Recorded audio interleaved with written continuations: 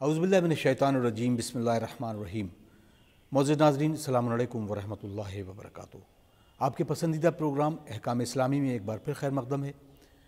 ہم ڈسکس کر رہے تھے امور زندگی اور اس سے جڑی ہوئی بہت سارے سوالات۔ بحمداللہ سوالوں کا سلسلہ جاری ہے، لیکن سب سے پہلے حضرت امام مہدی اجل اللہ تعالیٰ فرجہ شریف کے بارے میں یہ احادیث۔ امام محمد باقر علیہ السلام ارشاد فرماتے ہیں کہ ایام اللہ 3 ہیں، یعنی اللہ کے دن 3 ہیں۔ امام مہدی کے ظہور کا دن، رجعت کا دن اور قیامت کا دن۔ ناظرین اکرام، ہم روز آپ کی خدمت میں ایک حدیث بابرکت پیش کرتے ہیں اور اس سے اپنے پروگرام کا آغاز کرتے ہیں۔ اس پروگرام میں آج پھر ہماری سعادت ہے کہ ہمارے ساتھ موجود ہیں حجت الاسلام والمسلمین علی جناب مولانا مصطفى علی خان ادیب الہندى صاحب قبلہ۔ آپ کے سوالوں کا سلسلہ اور بحمداللہ ان سارے سوالوں کے جوابات آپ تک پہنچانے کی سعادت حاصل کر رہا ہوں۔ السلام علیکم آغا۔ علیکم السلام ورحمۃ اللہ۔ آغا، سب سے اہم پہلو جو ہم ڈسکس کر رہے ہیں امور زندگی کو لے کر، تو اب سوال ہے کہ ہم جب بھی ڈسکس کرتے ہیں اپنے بزنس کو لے کر، تجارت کو لے کر، تو اس میں ایک پہلو آتا ہے شیئر مارکیٹ کا۔ تو شیئر مارکیٹ کے بارے میں آپ بتائیں کہ یہ کتنا جائز ہے اور کیسے اس کو آگے اپنے بزنس کو طور پر بڑھایا جا سکتا ہے۔ اعوذ باللہ من الشیطان الرجیم، بسم اللہ الرحمن الرحیم، الحمدللہ رب العالمین وصلی اللہ علی سیدنا محمد وعلیہ الطیبین الطاہرین۔ دیکھیں، شیئر مارکیٹ اپنے آپ میں بالکل جائز ہے، چونکہ شیئر مارکیٹس کے نام سے ہی معلوم ہے کہ ہم اس میں شیئر ہیں، ہم اس پہ شیئر حاصل کر رہے ہیں، یعنی کسی کمپنی کے عمل میں ہم اس کے پارٹنر بن رہے ہیں، اور شریعت پارٹنرشپ کو الاؤ کرتی ہے۔ اب چونکہ شیئر مارکیٹ بہت پھیلی ہوئی بحث ہے، یہاں موقع نہیں اس کو بتانے کا، لیکن اس کا لب لباب یہ ہے کہ ایک کمپنی اپنے شیئرز کو بازار میں لاتی ہے، یعنی اپنے پروفٹ کے ایک حصے کو یا اپنی کمپنی کے ایک حصے کو وہ مثال کے طور پر 10,000 ایکول شیئرز میں بانٹ دیتی ہے، اور اس کی ایک ویلیو نکلتی ہے، یعنی اس کی جو کمپنی کی ویلیو ہے یا اس کے جو عمل کر رہا ہے یا جو بھی اس کی کمپنی ہے، اس کی جو بھی ویلیو، مارکیٹ ویلیو ہو جو ایکسپرٹس طے کرتے ہیں، اس ویلیو کی بیس کے اوپر ہر شیئر کی قیمت ہو جاتی ہے، اور جو انسان ان شیئرز کو خریدتا ہے بیسیکلی وہ اس کمپنی کا پارٹنر بن جاتا ہے اس پرسنٹ تک، اس شیئر کے ہولڈنگ تک۔ اب اسے اگر 1 شیئر خریدا ہے تو وہ 1 شیئر کا پارٹنر ہے، اور اگر اس نے 10 شیئر خریدے ہیں تو وہ 10 شیئر کا پارٹنر ہے۔ اور اس کا فائدہ اور نقصان یہ ہے کہ اگر اس کمپنی نے کامیابی حاصل کی تو اس کی مارکیٹ ویلیو جب بڑھے گی تو اس کے شیئر ویلیو بھی بڑھے گی، تو وہ انسان جو اس میں شیئر ہولڈر ہے، جس نے اس میں شیئر لگایا ہے، جس میں سے پیسہ لگایا ہے، اس کے پیسے بھی بڑھنے شروع ہو جائیں گے، تو اس پہ کوئی حرج نہیں ہے۔ اسی کے ساتھ ساتھ چونکہ اس میں دوسرا پہلو بھی ہے کہ اگر کمپنی نے نقصان کیا اور کمپنی نے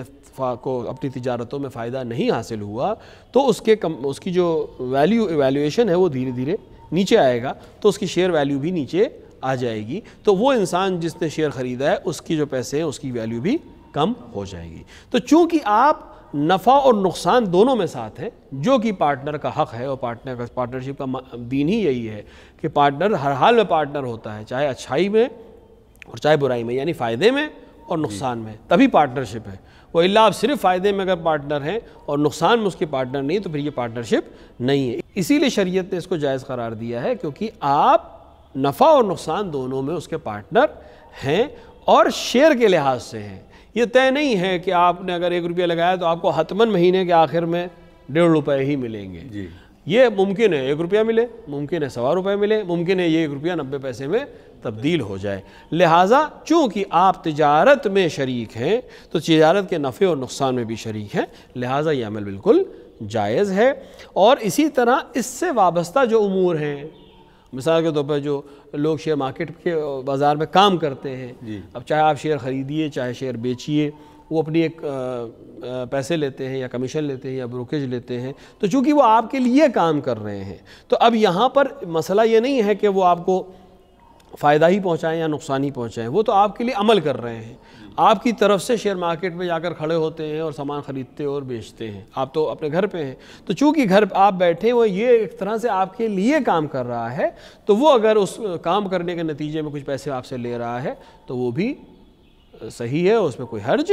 نہیں ہے، کیونکہ آپ کی طرف سے محنت کرنے کے نتیجے میں وہ یہ عمل کے پیسے لے رہا ہے، وہ بھی صحیح ہے۔ البتہ اس میں بھی یہ خیال رکھنا کہ جان بوجھ کے کسی کو غلط شیئر دلانا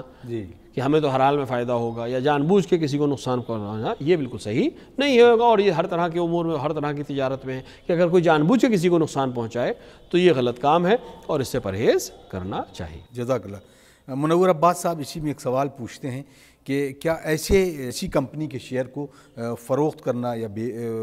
خریدنا جائز ہے کہ جس کے پیسے کا یہ امکان ہو کہ وہ اسلامک ریاستوں کو نقصان پہنچانے کے لیے کیے جائے؟ امکان اس کے لفظ سے جو ہے وہ حکم نہیں ہو پائے گا. ضروری ہو کہ آپ کو یقین ہو کہ یہ پیسہ اسلامی مملکت یا اسلامی حکومتوں یا مثال کے طور کے اوپر مسلمانوں کو نقصان پہنچانے کے لیے، کیونکہ دنیا میں جو اسلامی حکومتیں ان میں اکثر اسلامی حکومتیں ہیں نہیں، صرف نام کی اسلامی حکومت ہیں. تو اصل اسلامی حکومت تو حضرت کی حکومت ہوگی یا امام زمانہ کی حکومت انشاءاللہ یا امام زمانہ کے نائب خاص کی حکومت. لیکن اس کے علاوہ جو اسلامی مملکت ہے تو ان کو نقصان یا فائدہ پہنچانا کوئی اتنا بڑا مسئلہ نہیں ہے، مگر یہ کہ اس کا عمل مسلمانوں کو نقصان پہنچانا ہو یا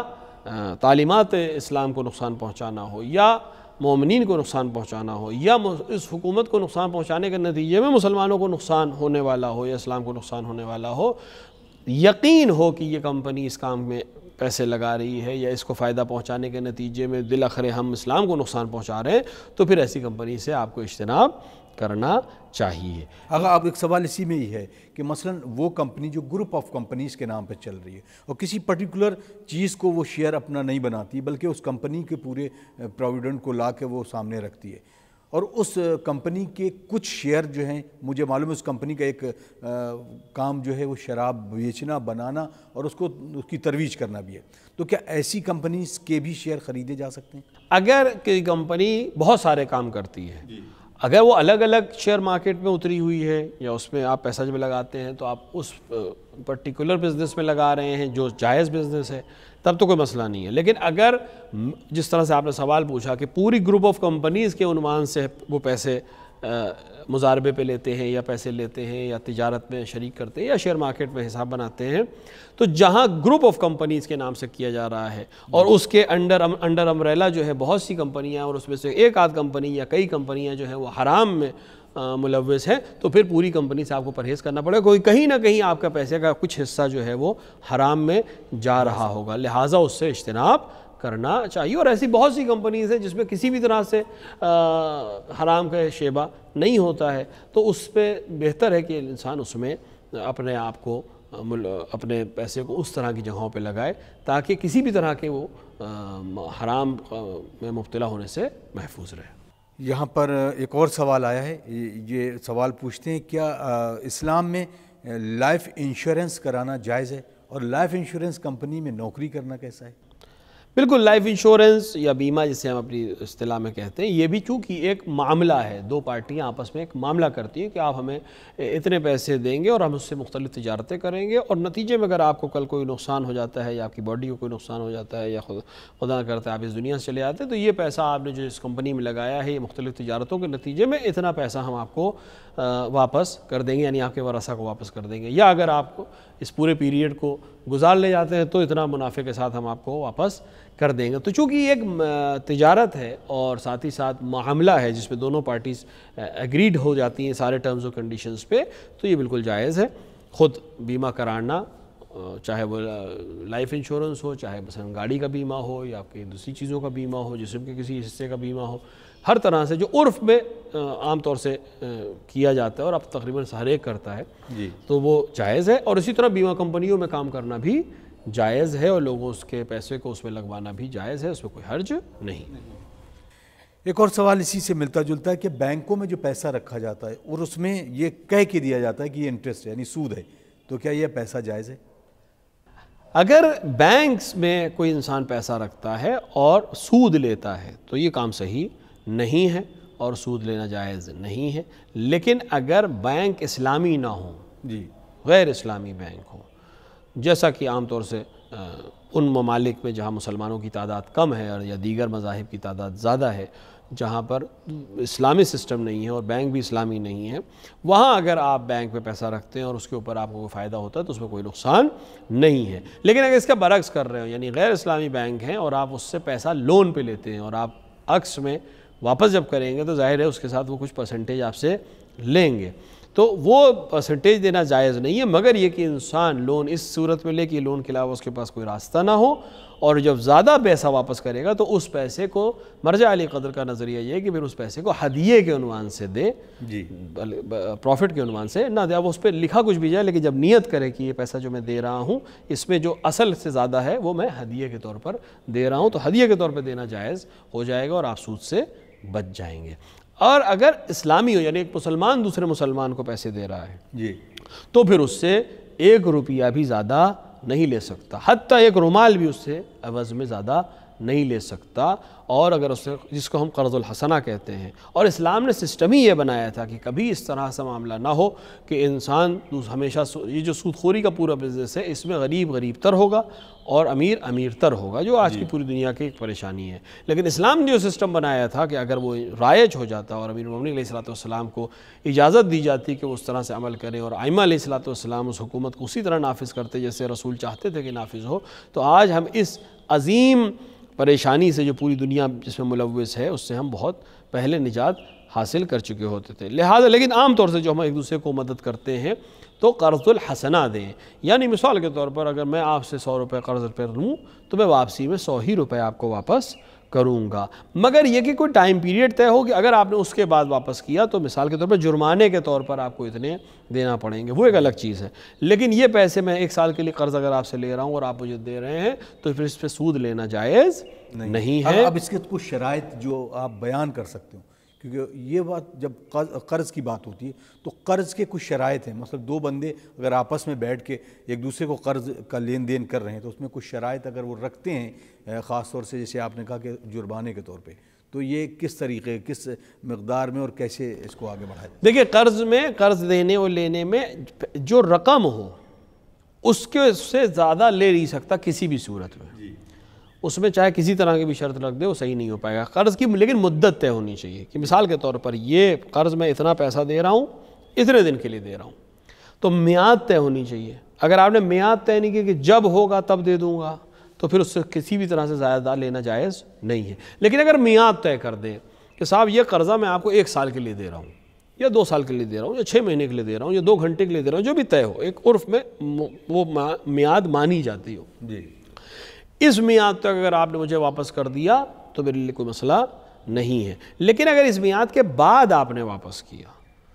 تو میں اتنے پیسے آپ سے زیادہ لوں گا، یہ سود نہیں لے رہا ہوں میں، یہ میں آپ سے جرمانہ لے رہا ہوں دیر سے واپسی کا۔ یہ کام کرنا، اس طرح کی شرط لگانے میں کوئی حرج نہیں ہے، کیونکہ اس میں سود نہیں ہو رہا ہے، اس میں اس لیے ہو رہا ہے کہ آپ سے کوئی ایک مدت ہم نے دی ہے، چونکہ اس مدت میں آپ واپس نہیں کر رہے ہیں لہٰذا یہ پلانٹی ہے الگ سے آپ کے اوپر، ایک الگ سے پلانٹی لگا رہے ہیں، اور اگر اس شرط کے اوپر وہ قبول کر لیتا ہے تو کوئی حرج نہیں ہے۔ لہٰذا لیکن اس کے اندر بھی عرف کا رعایت ہونا ضروری ہے، بہت زیادہ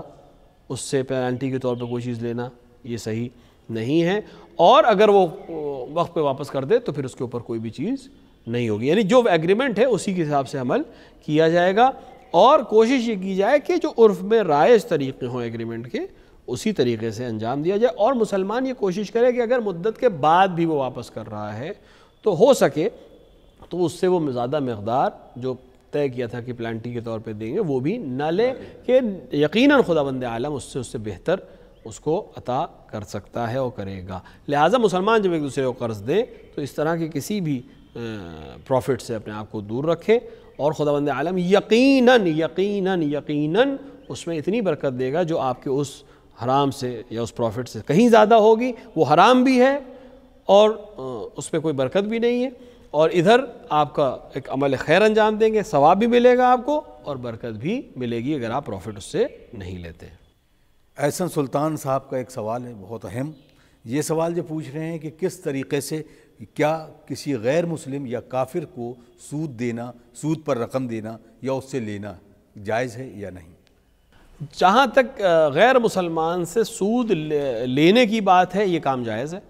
آپ مسلمان اگر ایک غیر مسلمان کو کچھ پیسہ دیتے ہیں اور اس سے واپسی میں کچھ پیسہ زیادہ لیتے ہیں تو اس میں کوئی حرج نہیں ہے، لیکن اس کا برعکس صحیح نہیں ہے، یعنی اس کو سود دینا یہ صحیح نہیں ہے مسلمان کے لیے، مگر جیسے کہ میں نے عرض کیا تھا کہ مجبوری ہو، کوئی اور راستہ نہ ہو تو پھر زیادہ رقم ہدیے کے طور پر آپ دے سکتے ہیں، سود کی نیت سے نہیں دے سکتے ہیں. تو ہدیے کی نیت سے دیں، لیکن کوشش یہ کریں کہ یہ مسئلہ نہ آئے، بہت ضروری جب تک نہ ہو یہ کام نہ کرے، لیکن برعکس ہاں جائز ہے. اسی طرح باپ اگر بیٹے سے سود لیتا ہے یا دیتا ہے، یا شوہر اپنی بیوی کو پیسے دیتا ہے یا بیوی اپنے شوہر کو پیسے دیتی ہے اور اس پہ سود لیتی ہے، تو یہ دونوں بھی جائز ہیں، کیونکہ اس میں بالآخر کسی کو کوئی نقصان نہیں ہو رہا ہے، وہ ایک ہی جگہ واپس جا رہا ہے. لہٰذا اس طرح کے سود کو شریعت نے جائز قرار دیا، یعنی شوہر اور زوجہ ایک دوسرے کو سود پہ اگر کوئی چیز دیتے ہیں اور لیتے ہیں تو جائز ہے، اور اسی طرح باپ اور بیٹے کے درمیان بھی یہ چیز جائز ہے، لیکن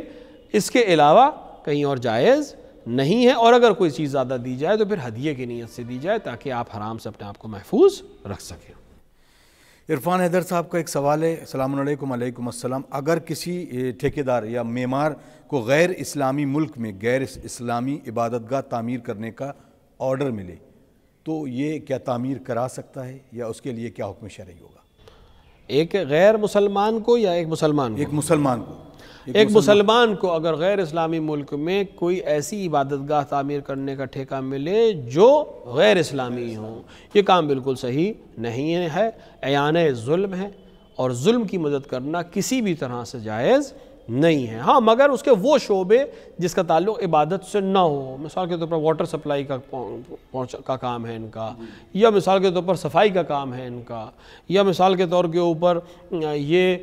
وہ کام کر رہے ہیں جس سے اس کی کوئی خاص مدد نہیں ہوتی، وہ تو جائز ہے. لیکن خود عبادت گاہ کو تعمیر کرنا جو کہ غیر اسلامی عبادت گاہ ہو، یہ کام جائز نہیں ہے اور اس کو انجام نہیں دینا چاہیے. ایک اور سوال ہے کہ کیا بت اور بت خاص طور سے جیسے ڈول یا اس طریقے کے کھلونے کی شکل میں بنانا جائز ہے؟ اپنے آپ میں بت یا صنم جو پرستش کے لیے استعمال ہوتے ہیں ان کو بنانا جائز نہیں ہے، حرام ہے، اصلاً حرام ہے، تب مطلقاً حرام ہے. اسی طرح اگر ڈالز جو کھیلنے کے لیے استعمال ہوتی ہیں عام طور سے عبادت کے لیے استعمال نہیں ہوتی، اس کو علماء نے جائز قرار دیا، اس میں کوئی حرج نہیں ہے. لیکن وہ بت یا وہ اصنام جس کی عبادت کی جاتی ہو کسی بھی طرح سے، ان کو بنانا یا ان کی شبیہ بنانا یا حتیٰ ان کی تصویر بنانا یہ جائز نہیں ہے، اور اس کی خرید و فروخت بھی حرام ہے، عمل بھی حرام ہے، اور وہ مال جس کے ذریعے سے حاصل ہو وہ بھی حرام ہے. بہت خوب. اگر ایک اور سوال ہے، کسی صاحب نے پوچھا ہے کیا آرائش کے لیے قیمتی برتن جیسے سونے یا چاندی کے جو برتن ہوتے ہیں اس کو خریدنا جائز ہے کہ نہیں؟ سونے اور چاندی کے برتن کا حکم یہ کہ اس سے کھانا جائز نہیں ہے جی، لیکن اگر صرف آرائش کے لیے کوئی خرید رہا ہے اور اس کے پاس رکھ رہا ہے تو اس میں کوئی حرج نہیں، شرعاً حرام نہیں ہے. لیکن اگر چونکہ تجملات میں سے آتا ہے لہٰذا ایک مومن کو ان چیزوں سے پرہیز کرنا چاہیے، کیونکہ بالآخر ایک اس کے اندر ایک شبہ حرام رہتا ہے کہ یہ کس لیے، صرف سجانے اور اس کے لیے ہے، تو سجانے میں سونا تزئین کاری سے کوئی مسئلہ نہیں ہے. لیکن چونکہ برتن ہے تو برتن عام طور سے کھانے پینے میں استعمال ہوتا ہے تو اس سے پرہیز کرنا چاہیے. دیگر چیزیں جیسے سونے کی بنی ہوئی ہوں تو اس کو استعمال میں اتنا مسئلہ نہیں ہے، لیکن اگر برتن ہیں اگر اسے کھانے پینے کا مسئلہ ہے تو بالکل حرام ہے. لیکن صرف سجانے کی حد تک اگر ہے تو شرعاً اس میں کوئی ممانعت نہیں ہے. لیکن ایک مومن کو احتیاط کرنی چاہیے کہ اس طرح کی خرید و فروخت نہ کرے اور اس طرح سے اپنے گھر کو ان چیزوں سے مزین نہ کرے. دیگر بہتر چیزوں سے اگر اپنے گھر کو مزین کرے تو زیادہ مناسب ہے. احتشام حسین کا سوال ہے، آپ پوچھتے ہیں کہ چیڑ پھاڑ کرنے والے جانور کیا ان کی خرید فروخت کی جا سکتی ہے؟ چیڑ پھاڑ کرنے والے جانور یا وحشی جانور، ان کی خرید فروخت کے سلسلے میں بھی علماء کا نظریہ یہ ہے کہ اگر وہ جانور جن سے عقلی کوئی فائدہ حاصل ہو سکتا ہے اور عقلاء کے درمیان ان کی خرید و فروخت صحیح سمجھی جاتی ہو تو ان کی خرید و فروخت میں کوئی حرج نہیں ہے. مثال کے طور پر بہت سے علاقوں میں کتوں کی کچھ خاص نسلیں ہیں جو خرید و فروخت ہوتی ہے، چاہے وہ غلے کی نگہداری کے لیے ہو یا گھر کی نگہداری کے ہو یا شکار کرنے کے لیے ہوں، جو شکاری کتے ہوتے ہیں. حتیٰ اسلام میں بھی شکاری کتوں کے ذریعے شکار بھی جائز ہے. تو اگر یہ چیر پھاڑ کرنے والا جانور ہے، حتیٰ نجس العین جانور ہے، لیکن اس کی خرید و فروخت اس لیے جائز ہے کیونکہ اس سے ایک عقلانی فائدہ حاصل ہوتا ہے کہ